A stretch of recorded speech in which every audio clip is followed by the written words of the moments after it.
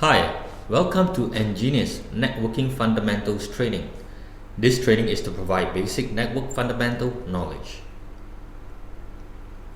On the right is the OSI model, which represents the 7 logical layers to complete a data network. Understanding the 7 layers is critical in the network environment. The first layer of the OSI model is the physical layer, which is the medium on how network devices communicate with one another. Layer 2 of the OSI model explains the data link layer, which shows how data is being encoded and decoded from network device to network device. OSI model layer 3 emphasizes on the network layer, which uses IP protocol. Here is a screenshot on an example for OSI model layer 3, which is using IPv4. These slides explain the importance of the subnet mask and its facilitation between networks. The subnet mask notation is an important tool which determines the number of devices that could connect in the network. This slide explains the problem with IPv4 and what are the tools used to maintain the current situation. Due to the critical shortage of IPv4, IPv6 is introduced to expand the unique address using 128 bit, which allows more unique addresses. OSI Layer 4 describes how data communication between network devices are controlled in terms of flow and the ports which designate the data. There are 2 types of protocol used as shown on this slide. That is Transmit Control Protocol, which is TCP, and User Datagram Protocol, which is UDP.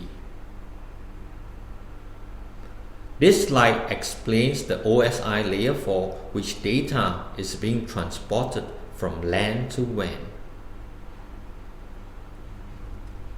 Here is an example of setting port forwarding, which shows the LAN being forwarded to the WAN via a designated port. OSI Network Model Layer 5 to 7 describe the sessions, presentation, application layer, which is the point-to-point data communication that is regulated between network devices using the types of applications.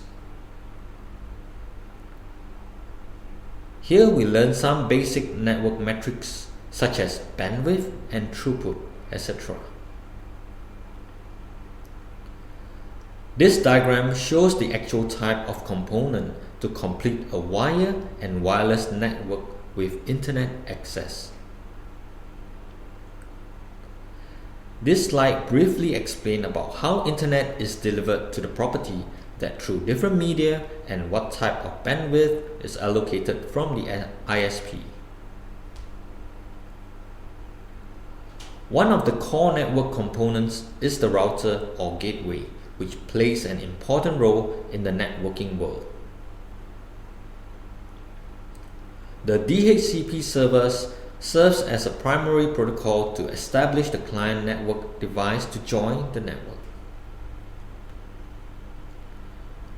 Network best practice is important as to isolate what network device uses static IP address and what network device use dynamic IP addresses for troubleshooting purposes. This slide shows the different settings for both dynamic IP and static IP in the DHCP's table. The DNS is another important part of the networking fundamental as it translates domain names into IP addresses. This is how the translation is done.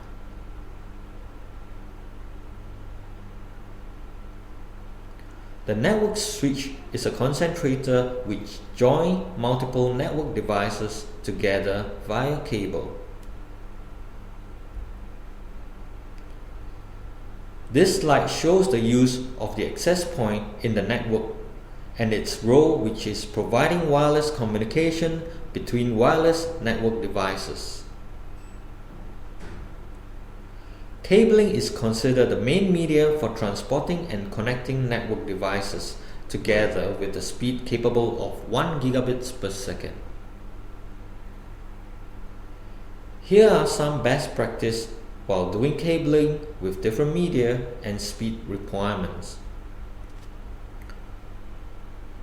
Here we have come to the end of the Network Fundamentals training.